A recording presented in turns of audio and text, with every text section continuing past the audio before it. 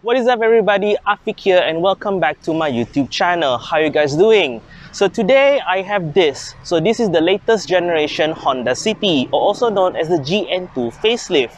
Now I've always have a little bit of a soft spot for this generation Honda City, so much that this particular model is mine. So without further ado, let's check out this car, and this is ABB Automotive.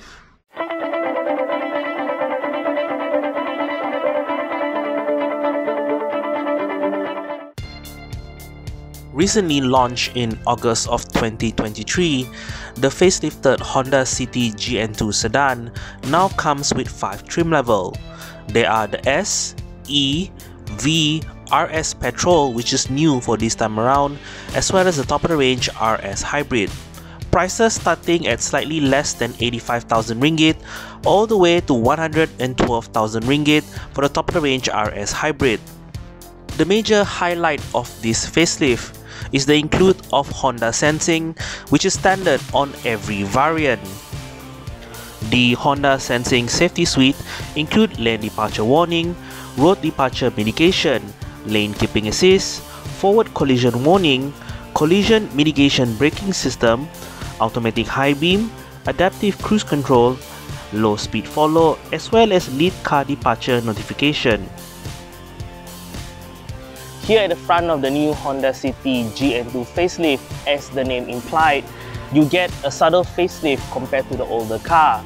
This particular car right here is the RS variant, which is the top of the range, which adds in a black painted upper grille, as well as this plastic insert underneath at the bumper.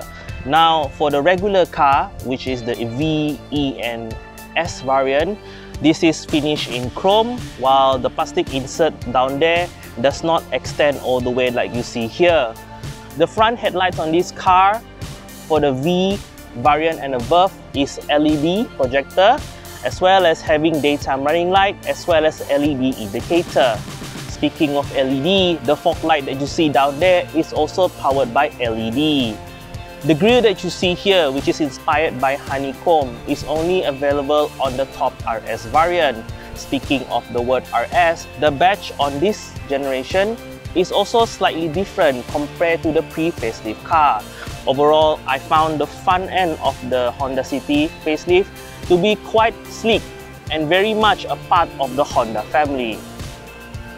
So here at the side of the Honda City, personally for me, in the B segment category, this is one of the more well-proportioned sedan in the market.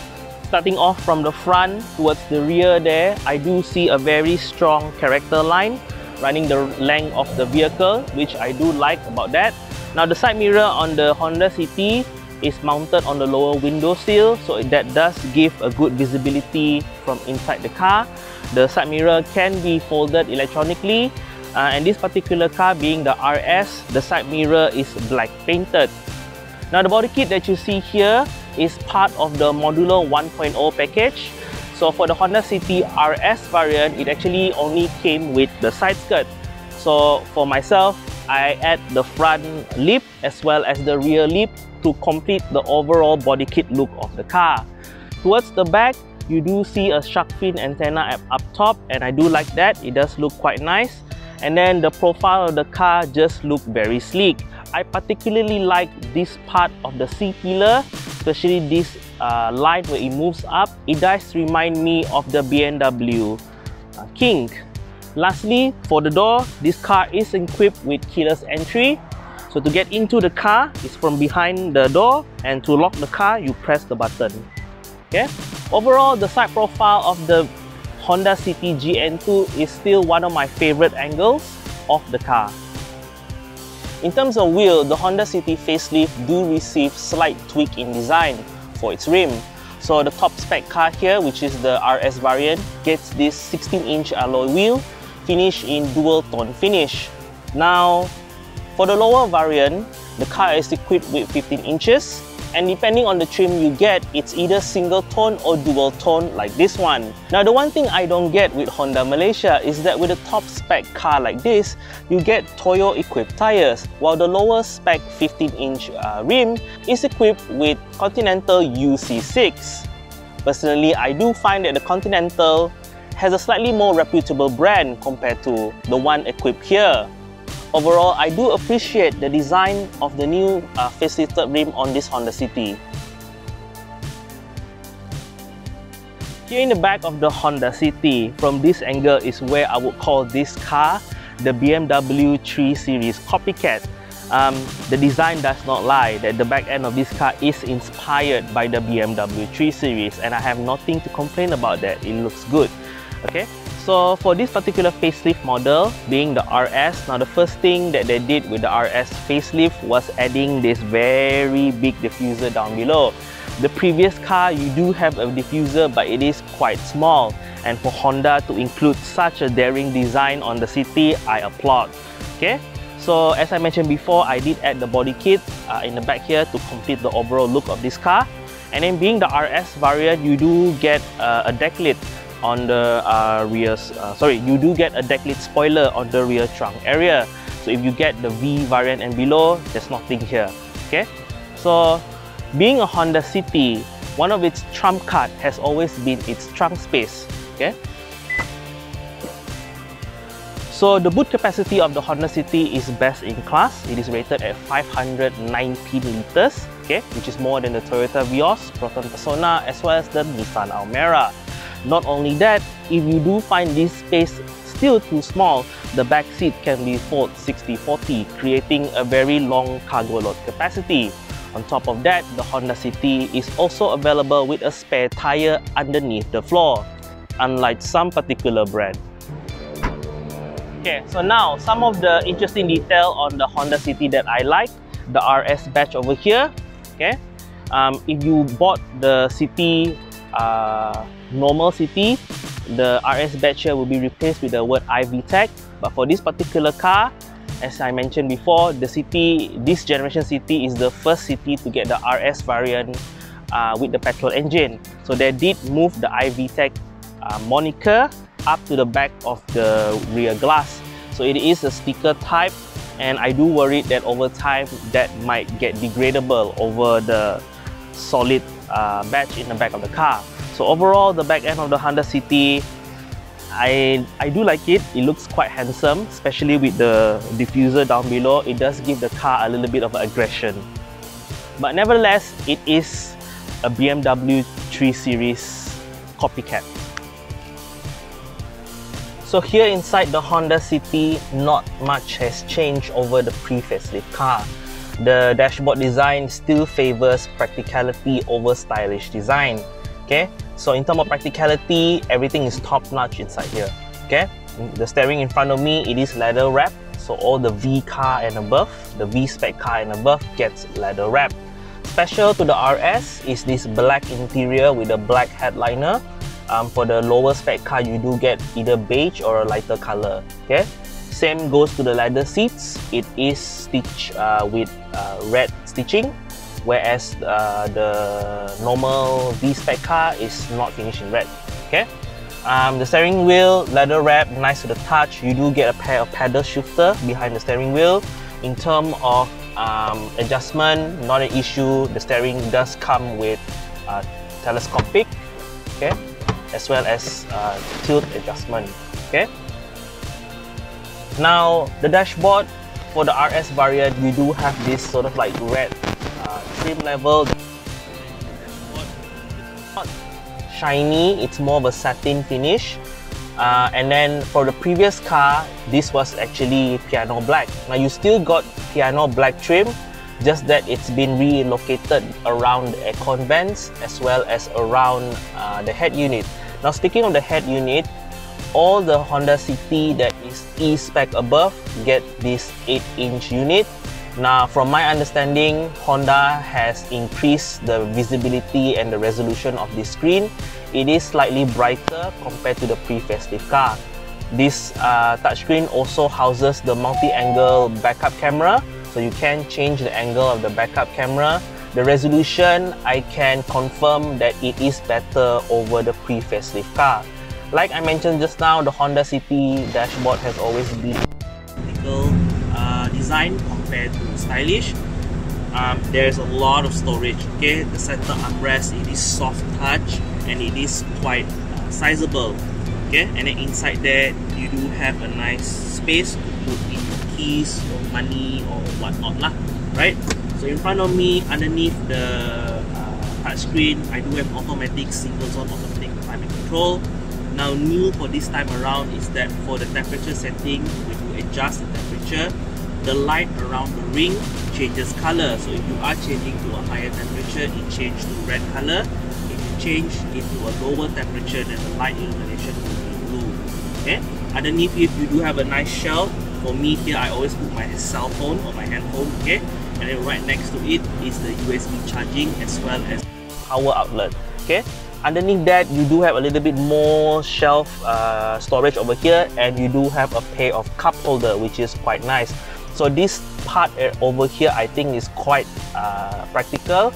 Now the cup holder itself, even though it's located underneath the dashboard, it's not an issue. So I have a cup here, a bottle over here. So I put it there. The height is just nice, okay? You're not like trying to find space to fit your water bottle. Now the shifter itself, it is quite similar to a lot of Honda models that I tested. It's quite similar to the Accord and as well as the Civic. Okay, it is leather wrapped. It's really nice to hold. Okay, around the shifter I do have a black piano finish trim, and then there's an econ button here which you can press to change your car from econ mode or non-econ mode. So econ mode, obviously it will make the car more economical and dulls the acceleration. You have a traditional handbrake. So all the Honda City that is equipped with a petrol engine is equipped with manual handbrake, while the hybrid variant is equipped with electronic parking brake. Okay, up above, unfortunately, in terms of illumination, everything is still using the traditional bulb. So it is yellow color, no LED here. Okay, but I'm quite okay with that. In front of me, I do like that the push start button, when I first start the car, it will illuminate. Okay, it does give me a sense of a special feeling, because it's like telling me, oh Afiq, start the car, you know. In front of me, all the Honda City that is V-Spec and above does get a smaller LCD screen on the left side of the speedometer.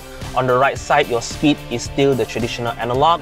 And the LCD screen, I must say that it's not as colorful or as interesting as, say, its competitor like the Toyota Vios with the welcoming dancing and everything. But it does get the job done. I do get a lot of information from here. It even has a G meter. Who puts a G meter in a B segment car unless you're planning to bring this car to the track, right? So in front of me, what do you call this? Sun visor, okay size, very big mirror. Unfortunately, there's no lighting system here or whatever like that. I can extend it to the side, although it is non-extendable for the side. So it's just a regular sun visor. For the driver's side, I do have a, what do you call this? Armrest. Sorry, not armrest. Where you hold this thing over here. I forgot what is it called. Do let me know in the comment. Okay, but I'm quite surprised that the driver's side even has this. Okay. In terms of storage, again, at the driver's side glove box, it's huge, big square size, not an issue, but it's not damp. Obviously, this car is built to a certain price point. Okay, this car is equipped with 8 speakers. So I do have 2 tweeter on the side here, which is quite nice, and I have one radio at the bottom here. And at the back as well, I do have a speaker that is around the door handle. Okay, speaking of door handle, it is chrome over here. Okay, it's finished in black, and I've got to say the feeling of this door handle is very, very solid. I know over 10 years of time I will not break this, confirm. It just has that very solid feeling door handle. Okay, so overall the interior of this car, it is favoring more of practicality design rather than stylish, but I'm okay with that. Oh, last bit of note, the dashboard also at the front here, I do have a little bit of like a small leather padding, and it's also finished in the red stitching as with the rest of the car. Overall, the interior of the Honda City, it is not the most interesting to look at, but I've got to say top-notch in terms of practicality. Okay, here in the back of the Honda City, again, this is probably one of the trump card of the Honda City. I just don't feel like I'm sitting in a B segment car back here, to be honest. In terms of leg room, as you can see, I have loads and loads of leg room. I would say 3 tennis ball worth of leg room. This front seat is adjusted to my driver's seat. I am around 167 centimeter of height. In terms of space, just acres of space. The front seat have dual map pockets, okay? And then in the center here, you do have aircon vents, which is always a bonus thing here in Malaysia. Now underneath that, update for the Honda City this time around, they have replaced, last time it was a power outlet, so now Honda has replaced it to 2 USB-C type chargers, okay, to keep up with modern technologies, okay. Door handle is the same as the front. It is chrome, same quality feeling, same solid feeling as the front. I do have a grab handle, okay, grab handle over here. And then one thing I like is that it does come with a rather big center armrest, okay, big center armrest, and I do have a pair of cup holder, okay. So headroom, I would say is decent. I am noticing with my spiky hair that it is slightly brushing the roof, but it's okay. It is better than most B segment anyways, okay. The angle of the rear seat, I love it. There's this slight recline which makes it very relaxing to sit in. The seat itself is very comfortable. Leather quality is good, same as the front. Okay, for child seat, I do have Isofix rear child mount, okay, underneath there. And also there are top tether points. The headrest is not adjustable, but I'm okay with that. At least that the headrest is high enough that it can support the back of my neck, unlike certain B segment sedan. Okay, the headliner being black, it does cause a little bit of a very like dark ambience inside here. So yeah, but it does give a rather sporty feeling. Okay. Overall, the back end of the Honda City, nothing much to complain in terms of its packaging. Honda has been very good with packaging most of its car, and the Honda City is no exception. Just very airy, very roomy feeling inside here, even though this is a B segment car. Overall, I don't mind sitting in the back of the Honda City, even on longer journeys. Okay guys, so I've jumped into the driver's seat of my Honda City. So till the day of this shooting, I have owned this car for exactly around give or take 2 months. So I did drive this car quite a lot. Okay, so much that I even took this car on a long distance driving to Bintulu, okay, to visit my sister.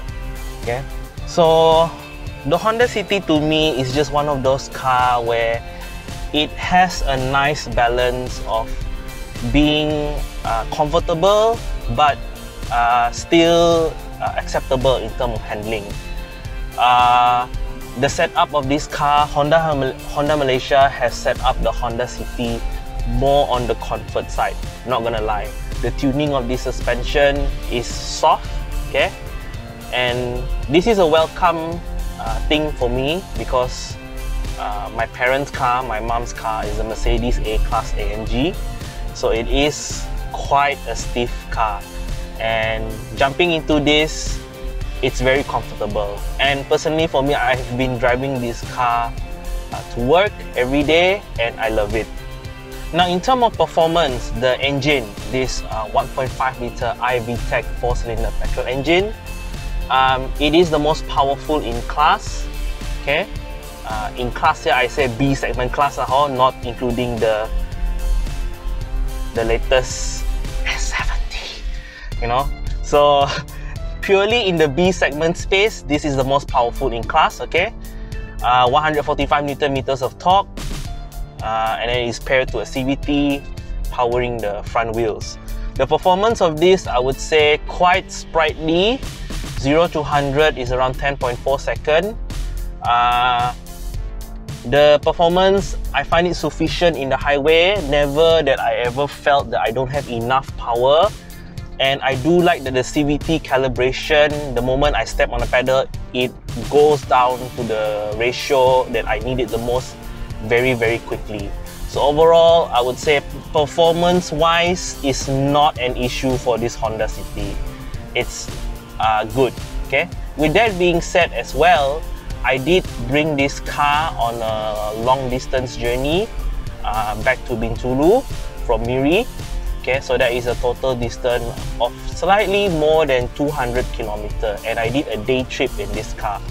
So from Miri, I had a full tank, and then I went up to Bintulu, drive a bit in Bintulu, and then I came back to Miri in the evening. So it was a total journey of like 450 plus kilometers. So coming back to Miri, to my surprise, from a full tank, I still have 2 bar of fuel left. So it's quite economical. This 1.5 liter engine, not only that it is a good performer, it is also a fuel saver. Okay. On top of that, if you do feel like you want to save a little bit of fuel, you can pop it into Econ mode. But bear in mind, you do get lethargic acceleration. Okay. Now, in terms of driving this car, visibility, I would say not an issue. There's no weird window angles around this car. And like I mentioned before, Honda has put the side mirror on this car mounted on the lower window sill. So it does create good visibility around the A-pillar section. I don't get a lot of blind spot. Even behind me, looking at the rear view glass, the tree headrest back there, even though it's a big headrest, it is not what they call interfering with my vision back there. I can see it quite clear. Only like towards my C-pillar, of course with most car there is quite a thick C-pillar there, but not an issue. This car is equipped with what they call it Honda Lane Watch. So when on my blind spot on my left side, if I don't feel that confident, I can just pop in the signal or press the button over here, and I can just check my blind spot on my screen over here, my 8-inch screen. And not only that, during night time, I can also happily report that the lane watch camera is very bright even at night. So not an issue at all. Honda did say what they did do. They improved the resolution and the quality of the camera, and I can what they call confirm that they did. Okay. In terms of sound insulation, again, I would say still quite good for this car. It is only when you go in like full acceleration mode, this car is still equipped with a CVT. So yes, you do get that CVT drone coming into the dashboard. But like I mentioned, this car get up to speed relatively quick. So once you get to speed, you go into cruising mode, the cabin is very well insulated. Okay, I would say I'm quite actually happy on how the cabin is insulated. Okay. Now the one thing that like I have a little bit of like issue with this car, like I recently actually with all Honda's infotainment system with that lane watch. So I did use this infotainment system to navigate. At one point I was using my Android Auto. So this car is equipped with Android Auto. So you know, like when you reach like to a particular junction, right, and then the navigation is telling you to turn left. Okay, so I signal to turn left. But when I turn left, the Honda lane watch camera come on, and I could not see my map anymore. So I was like, if there's a multiple junction, you can get confused. Okay. Now in terms of sitting position, I love these seats. They're comfortable. Thigh support is good. I have a good thigh support. The headrest, I do miss the headrest from the pre-facelift car. It's slightly more cushioned. This is slightly more hard, but it's just minor nitpicking. Okay, the rest of the car, being the RS, everything is black inside here. If you're that type of person who likes sporty vibe, then this is quite nice. But I did have some complaint that they find that this interior is a bit too dark, especially if like during afternoon, yeah, it does get quite hot. Okay, now the one thing that I wish Honda Malaysia would improve on this cabin, I do wish that the power windows, all auto up and down at least. This is just still the driver's side, and then there's no auto folding side mirror. Don't get me wrong, it's electronic fold, but when you lock the car, I cannot like lock and fold the mirror. Some like other competitors have this feature already, and for me, I have to get aftermarket system to allow the side mirror to fold when I lock the car. Overall, my experience with the Honda City is very positive. I love it. I think it's a nice balance of like having a daily car but having sporty aspiration. It's not as sporty as its bigger brother, the Civic, but the Civic is like what, 130 now, so and this particular car, it was priced at around 100,000, so my body kit cost a little bit more, but I'm okay with that. And then not only that, this car is super practical. The back seat is huge, the back trunk is huge, you can fold the back seat, so that just boosts practicality. Okay, in terms of its dashboard design, I do think that the dashboard of the Vios is slightly more upmarket, and looks more pleasing to the eye, you know, like it has a bigger screen as well. But this one, practicality is king, very much so. So my last verdict for the Honda City, if you are in the segment looking for a B segment car that is complete, I would say the Vios, I would say the City is still at the top of its game. It's practical, it's the most powerful in class, okay? Full safety feature, full practicality, and not to mention that it has the best resale value in the business. I mean, the previous generation Honda City just like holds its value so well, okay? With the latest one, I think it got a little bit more stylish, and then modern features as well. I do have automatic climate control, okay, I do have Android Auto, Apple CarPlay, and I do have USB-C rear charging port. Overall, it's hard to fault this City. Unless you want something more sporty or more powerful, there's nothing wrong with the City. I think it's a complete package sedan. So yeah.